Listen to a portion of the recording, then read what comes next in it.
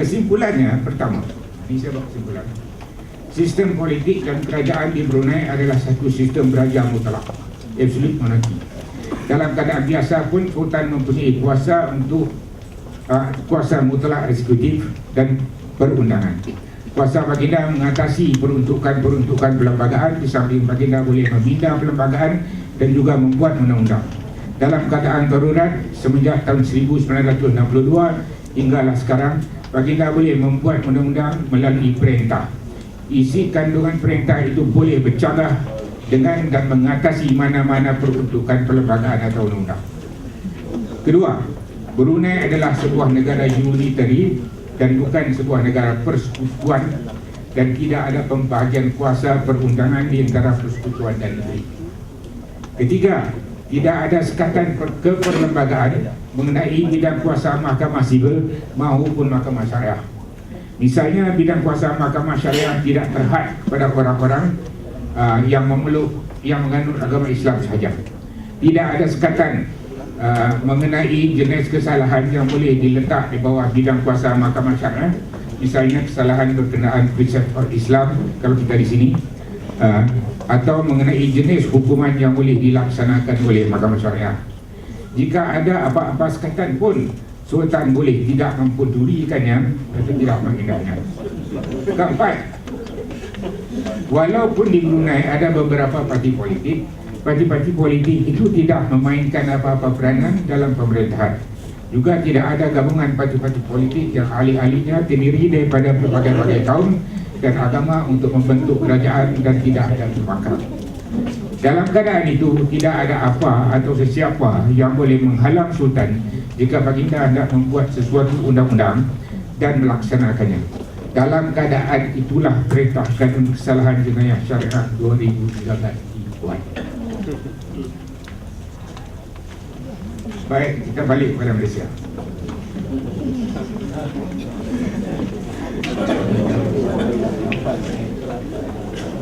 Oleh sebab kesempitan masa dan tuan-tuan dan puan-puan pun telah maklum mengenai keadaan di Malaysia, saya hanya akan menyebut beberapa perkara yang penting saja secara ringkas. Malaysia adalah sebuah persekutuan. Ada perkara yang terletak dalam bidang kuasa perundangan persekutuan, ada yang terletak di bawah bidang kuasa perundangan negeri. Perlembagaan adalah undang-undang utama, dan mana-mana undang-undang yang tidak selaras dengannya adalah tidak sah. Kuasa kerajaan dibagikan kepada tiga: eksekutif, perundangan dan kehakiman. Hakikatnya di peringkat persekutuan, kuasa eksekutif terletak kepada Jemaah Menteri yang diketuai oleh Perdana Menteri. Mereka adalah terdiri daripada ahli-ahli Dewan Rakyat yang dipilih dalam pilihan raya daripada kumpulan parti-parti yang menang majoriti dalam pilihan raya umum, kecuali beberapa orang yang dilantik daripada ahli Dewan Negara. Mereka bertanggungjawab atau answerable kepada pengundi-pengundi, dan pengundi-pengundi boleh menjatuhkan sesebuah kerajaan melalui undi mereka jika mereka tidak sukakan sebuah kerajaan. Yang di-Pertuan Agong bertindak atas nasihat Jemaah Menteri.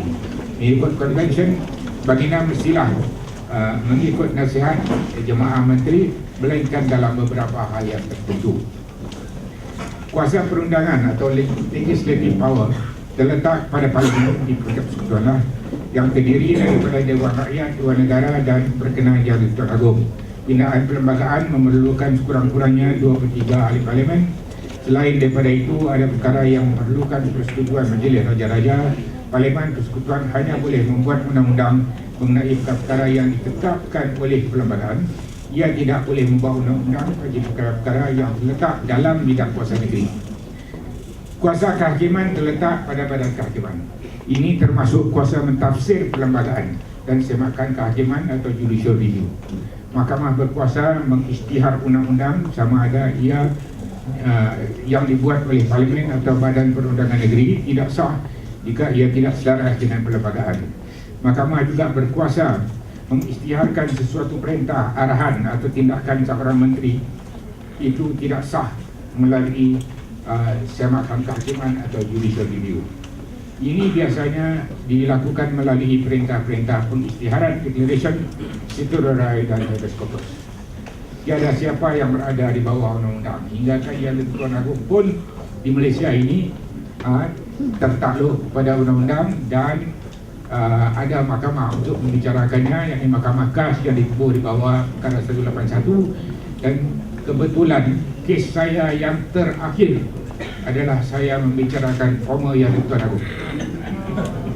Bila saya sampai ke kes saya yang terakhir, kata anak seorang petani bicara yang Tuan Agung Tuhan susun.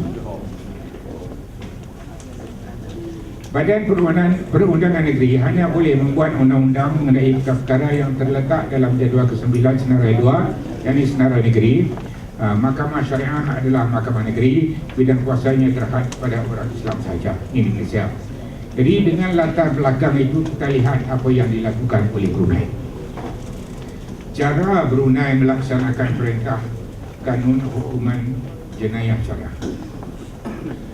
Undang-undang tersebut dibuat melalui perintah yang dikeluarkan semasa keadaan darurat.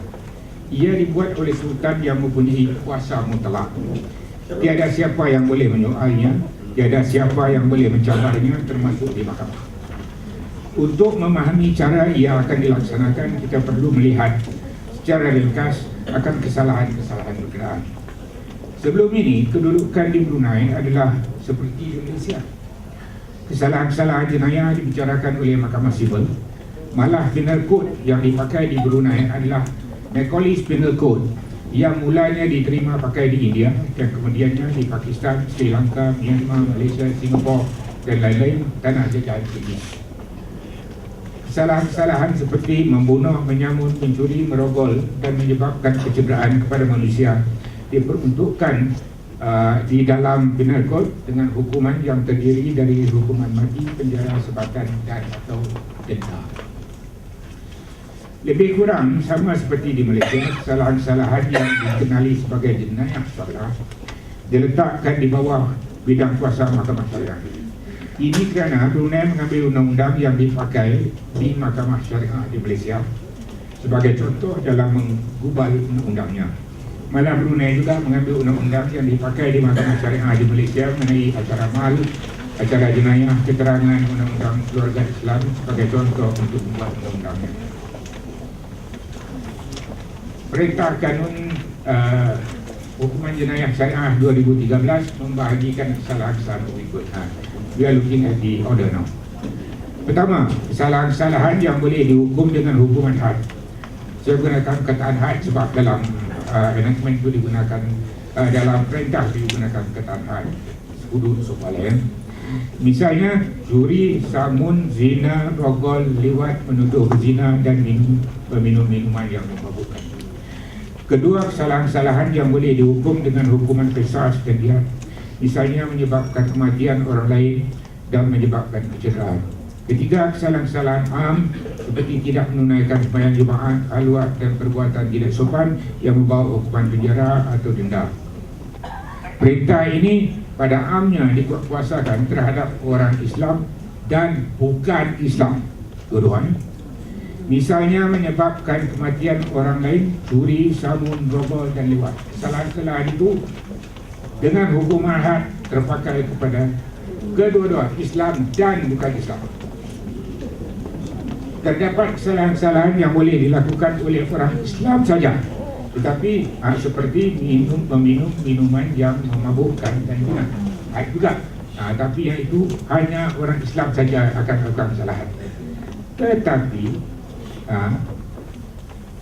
ada pula kesalahan yang tidak menjadi kesalahan jika ia dilakukan oleh orang bukan Islam sesama bukan Islam. Tetapi kalau orang bukan Islam melakukannya bersama dengan orang Islam, dia juga kena. Misalnya zina. Ya. Terdapat kesalahan yang hanya boleh dilakukan oleh orang bukan Islam. Ini orang bukan Islam saja, khusus untuk orang bukan Islam saja. Terdapat kesalahan yang hanya boleh dilakukan oleh orang bukan Islam seperti menghina Nabi oleh orang bukan Islam dan mempermainkan ayat Al-Quran atau hadis oleh orang bukan Islam. Itu khusus disebut orang bukan Islam. Terdapat juga perbuatan yang tidak menjadi kesalahan jika ia dilakukan oleh bukan Islam oleh itu saya sebut tadi. Kita lihat pula dari segi perspektif bidang kuasa. Ada kesalahan-kesalahan yang terletak di bawah bidang kuasa eksklusif Mahkamah Syariah. Misalnya, hamil luar nikah, tidak menunaikan sembahyang Jumaat, tidak menghormati bulan Ramadan, kaluan, dan seterusnya lah. Kesalahan-kesalahan ini akan dibicarakan oleh Mahkamah Syariah. Itu lihatlah sekarang. Terdapat kesalahan-kesalahan yang telah diperuntukkan dalam Penal Code. Kesalahan itu ada dalam Penal Code. Semenjak ia mula diterima pakai di Brunei, tetapi sekarang diperuntukkan juga dalam Perintah Kanun Hukuman Jenayah Syariah 2013. Misalnya seperti curi, samun, rogol, lewat menyebabkan kematian orang lain yang menyebabkan kecederaan. Akibatnya bagi kesalahan-kesalahan ini terdapatlah peruntukan yang sama atau serupa dalam dua undang-undang yang berbeza, dengan cara pembuktian yang berbeza, hukuman yang berbeza, pendakwa yang berbeza, malah mahkamah yang berbeza. Perbuatan sama. Bagaimana kesalahan-kesalahan ini ditangani? Yang perbuatan sama, kesalahan dalam dua undang dibicarakan di dua mahkamah. Ini cara mereka tangani. Mengikut penjelasan yang diberikan oleh Awang Haji Muhammad Yusri Haji Junadi, penolong pengacara negara Brunei, kes-kes tersebut akan dilaporkan kepada dan disiasat oleh pasukan polis di Raja Brunei dengan dibantu oleh unit penguatkuasa agama dan agensi-agensi penguatkuasaan undang-undang lain jika berkenaan. Setelah penyiasatan selesai dijalankan, kertas siasatan akan dikemukakan kepada pendakwa raya. Penilaian akan dibuat dengan dibantu oleh ketua pendakwa syar'i jika perlu, sama ada terdapat keterangan yang mencukupi bagi membuktikan kesalahan-kesalahan di bawah Perintah Kanun Hukuman Jenayah Syariah, atau jika suspek ingin membuat pengakuan salah secara ikrar mengikut Perintah Keterangan Mahkamah Syariah dan Perintah Kanun Peraturan Jenayah Syariah. Dalam hal yang demikian, maka kes tersebut akan dipindahkan ke Mahkamah Syariah dengan pendakwaan dibuat oleh pendakwa syar'i dengan dibantu oleh timbalan pendakwa raya jika perlu. Jika sebaliknya, yakni jika tak cukup syarat untuk didakwa di bawah kesalahan yang membawa hukuman hudud, maka pendakwaan akan diteruskan di bawah Penal Code di Mahkamah Sivil. Jadi kalau ada bukti cukup atau ada ikrar, maka ia akan dipindahkan ke Mahkamah Syariah. Jika tidak, ia akan diteruskan di Mahkamah Sivil. Bicara negara wala. Dalam kata-kata lain, walaupun terdapat peruntukan kesalahan dalam dua undang-undang yang berbeza, seseorang itu hanya akan didakwa sekali saja di bawah salah satu undang-undang. Itu penting.